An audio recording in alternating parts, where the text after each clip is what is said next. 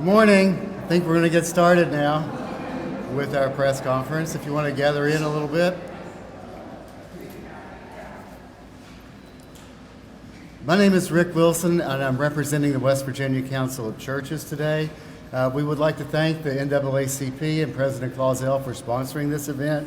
And I'd just like to say, when the Council of Churches looks at things like public policy, budgets, and priorities, we have to draw on the tradition of the prophets and of Jesus. It's not always popular and it's not always convenient, but it kind of comes with the territory.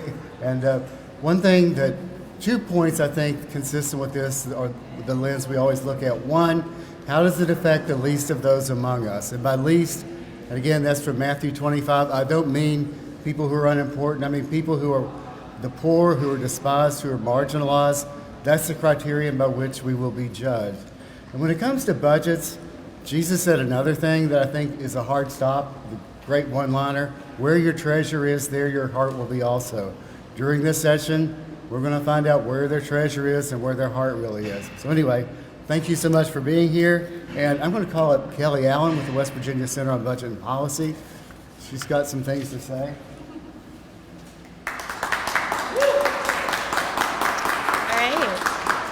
Thank you so much to folks for being here today, advocates, members of the media, and others.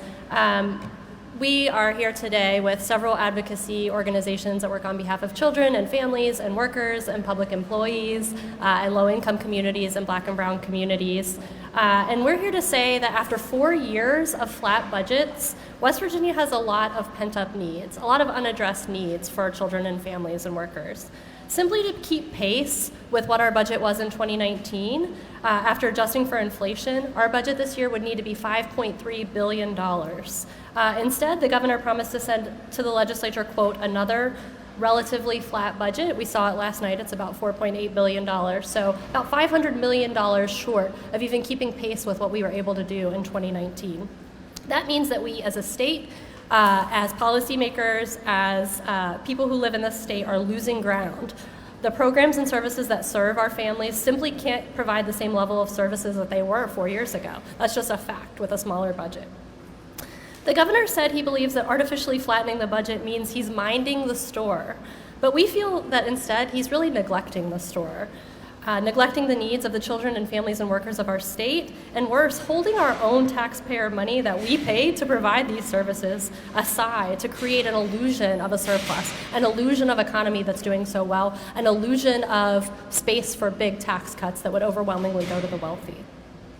And we see the consequences of austerity through flat budgets in our lives and across the state every single day.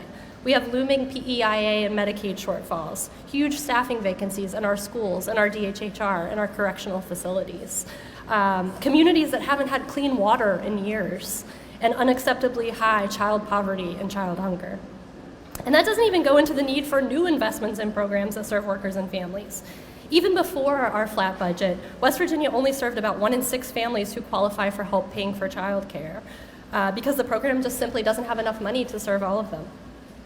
We don't offer a single day of paid leave for new parents or workers dealing with serious illness. We don't do enough to help West Virginians who are leaving incarceration land on their feet and have a strong chance of success. And we invest far too little in our children and families. Like Rick said, our budget reflects our values, and this budget values tax cuts for the wealthy over funding programs that serve us all.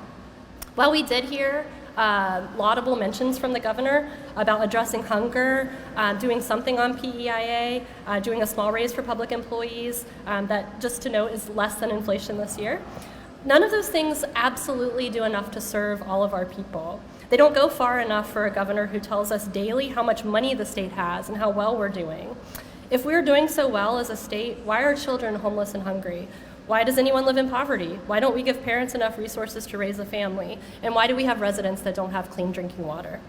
But now, the budget is in the hands of state legislators. It's their turn now to decide what our priorities are in this upcoming legislative session. And they have to answer some hard questions. If the West Virginia economy is so strong and tax revenues are so good, will they prioritize the investments and needs that you hear about from advocates today that our communities are asking for? Or will they prioritize tax cuts that benefit the wealthy and instead undermine our ability to keep those commitments that the governor made last night to end hunger, to make our state a great place to raise a family, to be pro-family at all. So with that, we're going to hear from some advocates about what they think legislators should prioritize as they consider passing a budget that should serve all West Virginians. So I'm going to introduce Jim McKay with Team for West Virginia Children and Prevent Child Abuse West Virginia.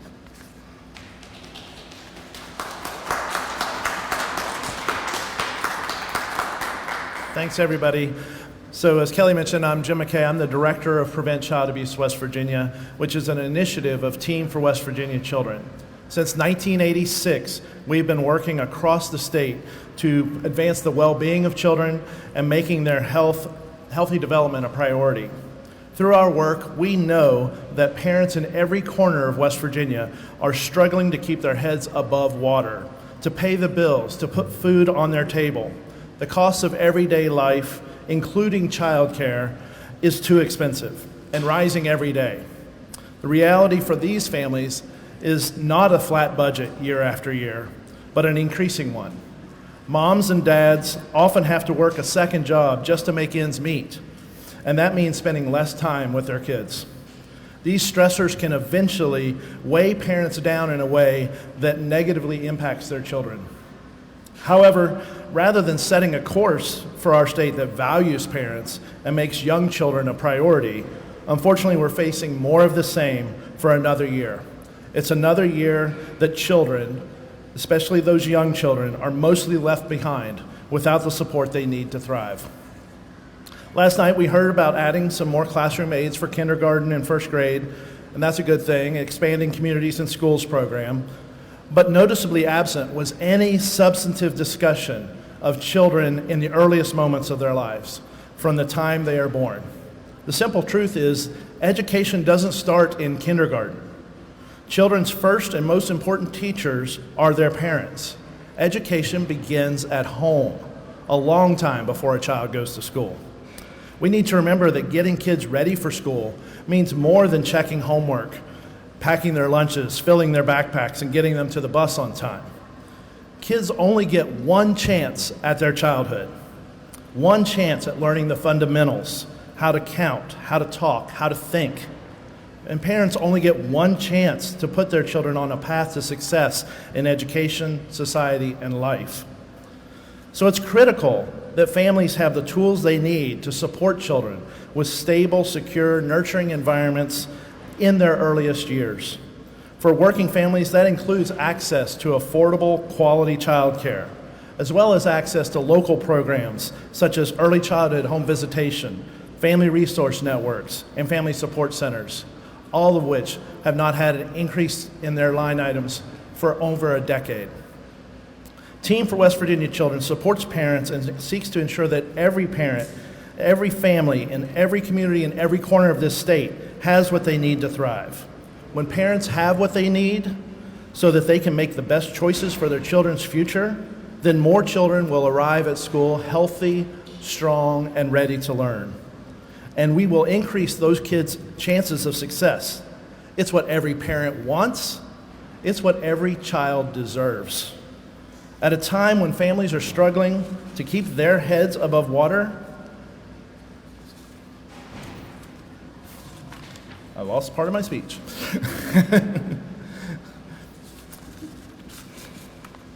At a time when the families are struggling to keep their heads above water, we heard the centerpiece of the governor's speech was a tsunami of a tax cut.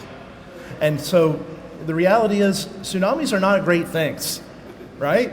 Tsunamis leave a path of destruction, and we are worried that this tsunami of a tax cut is going to leave destruction in its path, because we are going to fail to uphold our commitment to our children and to their future. So we've spoken to working families who've told us that what they want to be is working families so that they can provide for their kids, but they can't be a working family without access to affordable quality child care.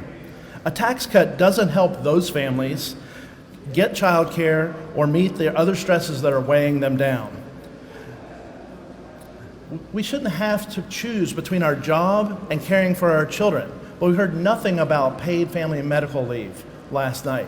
We have a budget surplus on paper, that could help us make a concrete step towards being the next state to join our neighbor Maryland and become the next state that ensures that children and families have access to paid family medical leave. That would put our state forward. So to wrap it up, we now have a tsunami warning. It's time for lawmakers to take action to ensure that a tax cut tsunami doesn't put more families underwater. It's time that lawmakers address the real issues that are drowning families and negatively impacting children. If we truly believe that families matter, it's crucial that parents have what they need to support their children with stable, secure, nurturing environments. Strong families are the building blocks of a strong society.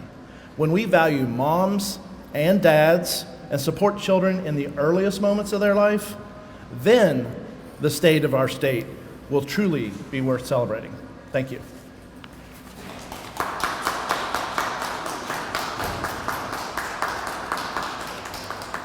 And now it's my pleasure to introduce all the way from Wheeling, West Virginia, Darrell Clausell, President of the West Virginia NAACP and our host today.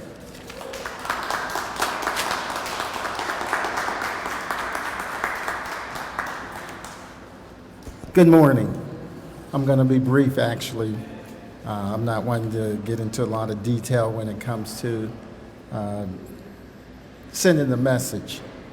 But last night, as I listened to our governor, I had a lot of different mixed emotions. And the first part was the fact that it seemed like there was a lot of party politics. When we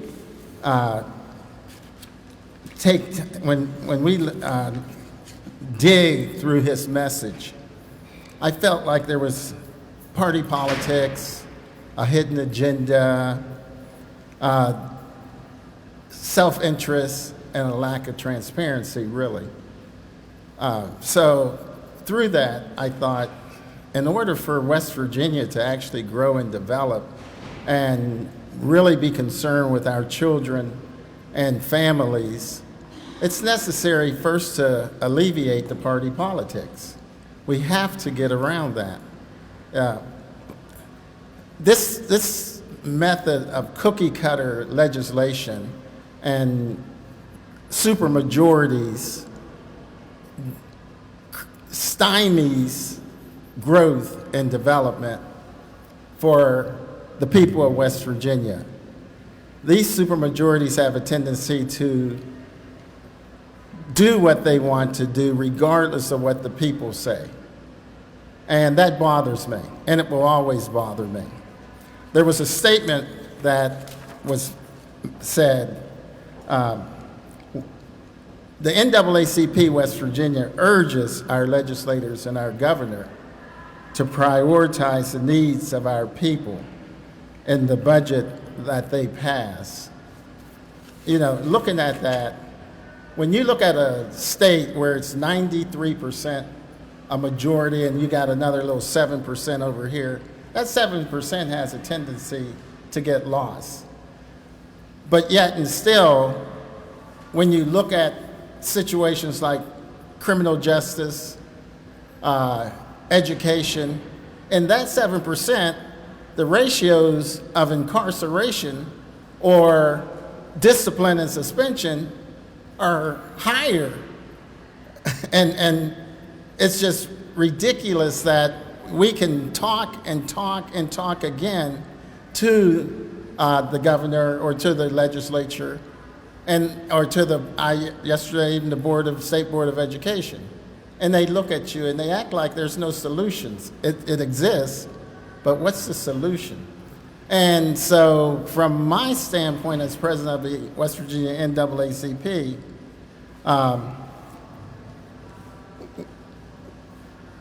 we need to unite as a people and focus on our real problems. And we have to cut through the Band-Aids that they use to cover the problem, but it never heals the problem.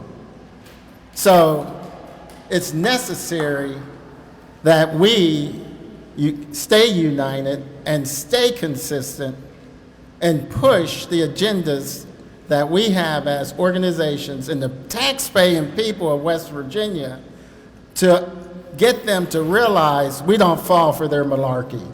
I think that might be a governor's word. I think I heard him say that, use that before, malarkey. But, you know, as a country boy growing up in West Virginia, I grew up in Collier's, West Virginia. I live in the country, and I love West Virginia. But in my neighborhood, when it came down to survival, everybody in that neighborhood had an open door. We farmed just like everybody else farmed. We may have been 1% in that neighborhood versus 99%, but guess what? When it came to sharing properties and eating, we all ate together. And that's what we have to do in this great state. We have to get through the divisiveness that's brought to us when we look at it from the legislatures and those bills they're passing, like yesterday, or what the governor has to say when he talks about all this money, much said, much promised. But who will get the fair share? You know? So I always try to look for the good in everything. And that's where I'm at. This is a new year. It's an opportunity. I'm hoping you're listening, Governor Justice, in due respect to you, to let you know, this is, you know, I want to work with you. Our organization wants to be out there and open your door for us. Let us eat too and join in with what you propose so that everybody in the state of West Virginia, children and families, can prosper. Thank you.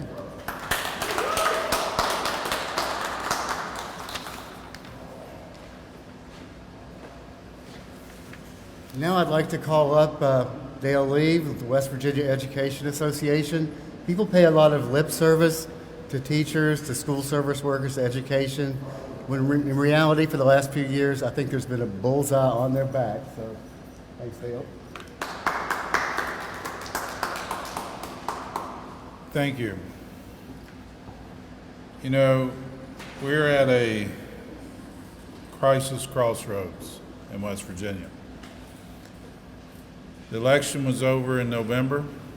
It's time to put the election behind us. It's time to put the parties and the politics aside and move forward as West Virginians to do what is best for West Virginians.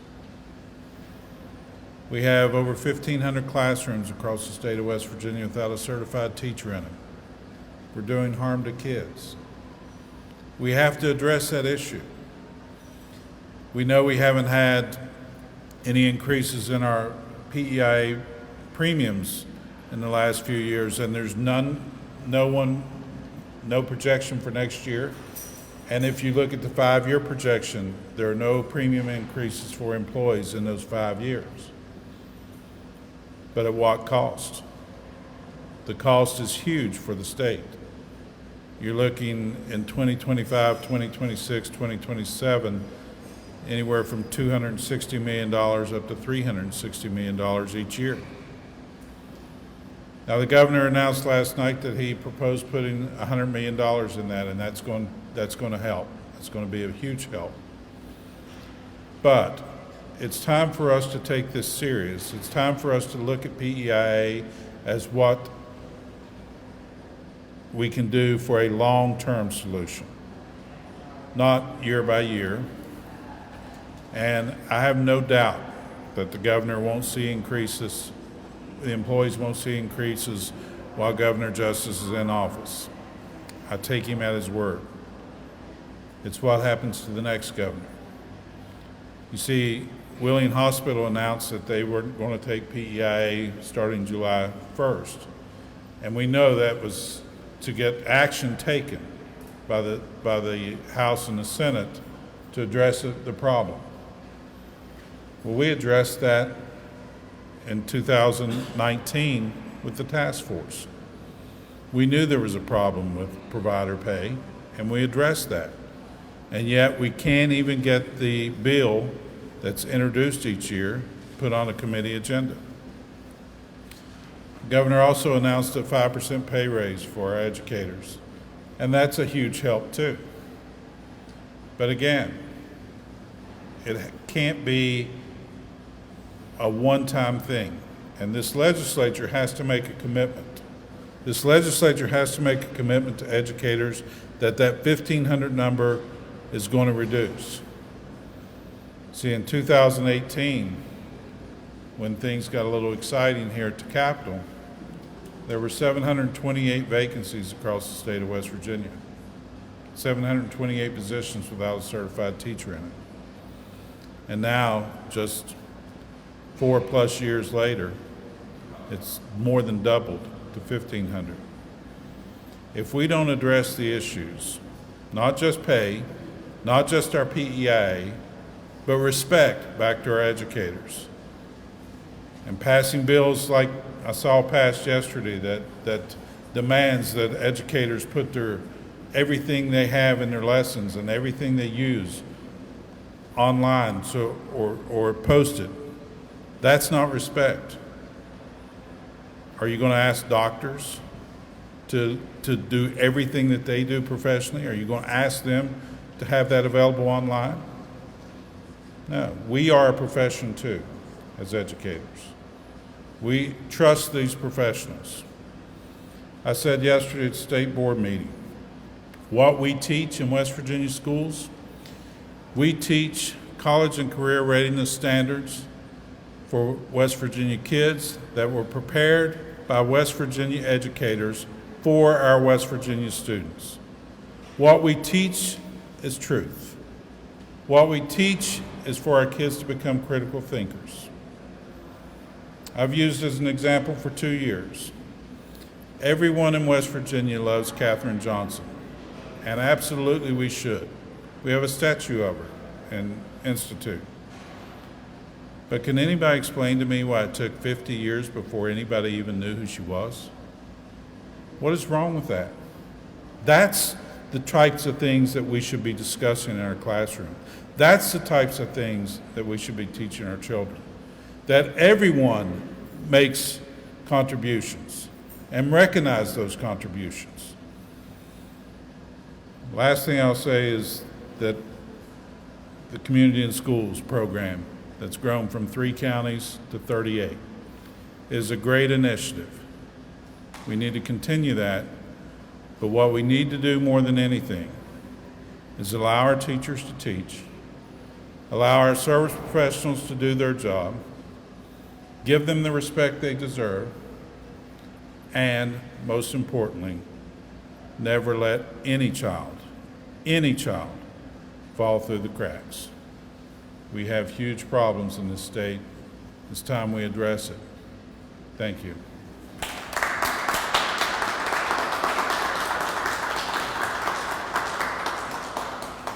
And now it's my pleasure to introduce a good friend of mine and a very deep thinker, the Reverend Matthew J. Watts, who's going to bring us.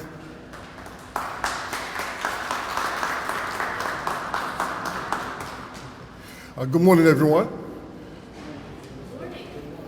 Thank you. The Spirit of the Lord is upon me, for he has anointed me to preach the good news to the poor, healing to the brokenhearted, deliverance to the captives, recovering of sight to the blind, the acceptable year of the Lord. I quote that passage from Luke chapter 4 because my friend Rick Wilson quoted a scripture passage, and I can't let him one-up me when it comes to quoting the Bible publicly. But I also quote that because our governor also always, or very often, invokes the name of the Lord, the good Lord up above that he refers to him as. And it's my understanding that on every opening session in the hallowed halls of the House of Delegates and the Senate, they open up an invocational prayer, and they often invite a Christian minister to offer that prayer. At the conclusion of that prayer, as most of us Christian ministers do, we accentuate it with, "In Jesus' name."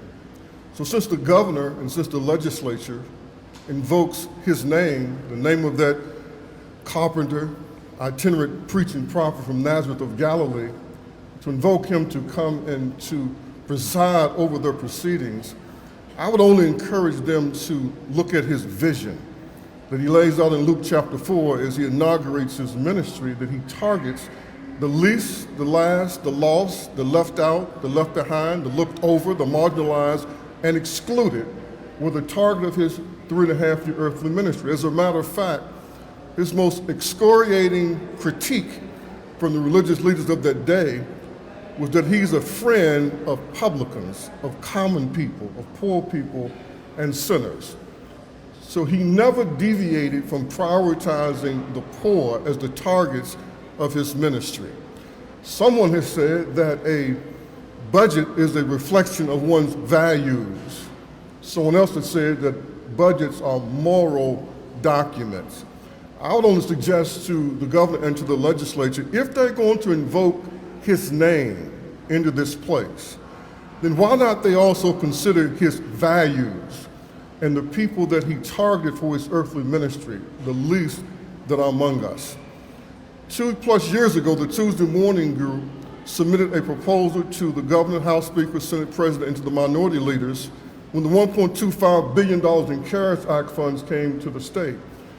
And we humbly and respectfully requested that 20% of those funds be set aside, $250 million, to target the 240+ census rates that poverty rates 20% or higher. We call it the 20-20-20 plan. Well, they did not dignify our proposal even with a response, so we never heard anything from any of those in leadership. So most recently, in February of last year, we drafted another document and sent to the governor and the House and Senate leadership, requesting that they would consider doing a similar thing with the American Rescue Plan Act funds. The same response of silence not even dignified them with even acknowledging receipt of the document. So we just concluded maybe it was too complicated. So maybe we just simplify our request. And so we now are sending a request to the legislature, since the governor's already submitted his budget, that of the remaining American Rescue Plan Act funds, that $300 million of those dollars be set aside to be allocated back to the local city, towns, and municipalities. And you do it based on the percentage of West Virginia's total poor people population that they have in their respective city, town, or in the county where there's no local city municipality. For example, Clay County, the home county of our illustrious House Speaker Roger Henshaw, has the third highest poverty rate in the state of West Virginia at 28.2%. Clay County has about 1% of West Virginia's poor population. So that means that Clay County would get 1% of $300 million, which is $3 million, and that's not exactly chump change. It could do a lot to help the good people in Clay County. So we think this program is fair, it's just, it's equitable. And I close by saying this. I shared with a good friend of mine on yesterday, and at first she didn't understand what I was saying, and then after I explained to her, she really got it. I said that the law means something different for Caucasian people and white people, and blacks. And she said, well, why would you say that? I said, because Caucasians have always had the protection of the law. They've kind of taken it for granted. And because they've already had protection of the law, they see the law as something to be negotiated with, to be maneuvered around. Whereas African American people, all we have is the law. That's the only thing we have to protect us. So we believe that the law is important. If there's a law that's supposed to help us, we want that law to be applied. In conclusion, that is why we believe that the Tuesday Morning Group's Economic Justice, Fairness, and Equity Plan is the right plan for a number of reasons. Number one, it's consistent with the American Rescue Plan Act. Read it for yourself. It encourages equitable outcomes. It encourages that the distressed places, the disadvantaged places, would be targeted for investment. Secondly, it is also consistent with the governor's plan, which almost nobody that I've talked to have ever read, the West Virginia ARP plan, which is online. And the governor's plan says that we want to achieve equitable outcomes. It says we're going to enlist the assistance of Dr. John Deskins, one of the preeminent economists in the state, to help get those equitable outcomes. It goes on to say that the legislators were supposed to have conversations with their constituents regarding what projects they wanted to be funded and bring those back to the full legislature for consideration. It goes on to say that the governor's office would send out the Attorney's Office of Minority Affairs on a 55-county listening tour and they would bring back to the governor's office what they'd heard from the public. Now, I'm just like saying that's what they wrote down. So we're saying, why can't we follow the law, and why can't we follow the plan that the governor put forth, and that it appears that the legislature signed off on? My concluding words would simply be this. To the governor and to our state legislature, if you're going to invoke the name of Jesus of Nazareth as often as frequently as you do, I would strongly encourage you to consider invoking his values and his principles. If you cannot do that, my suggestion to you, as a minister of the gospel of Jesus Christ, as a custodian of the book, to remind you that it's not a wise thing to take his name in vain. That's a pretty serious offense. And so you might want to heed the words of Eddie Murphy. You might want to consider, if you're not going to embrace his values, you may want to keep his magnificent name out of your mouths. Thank you.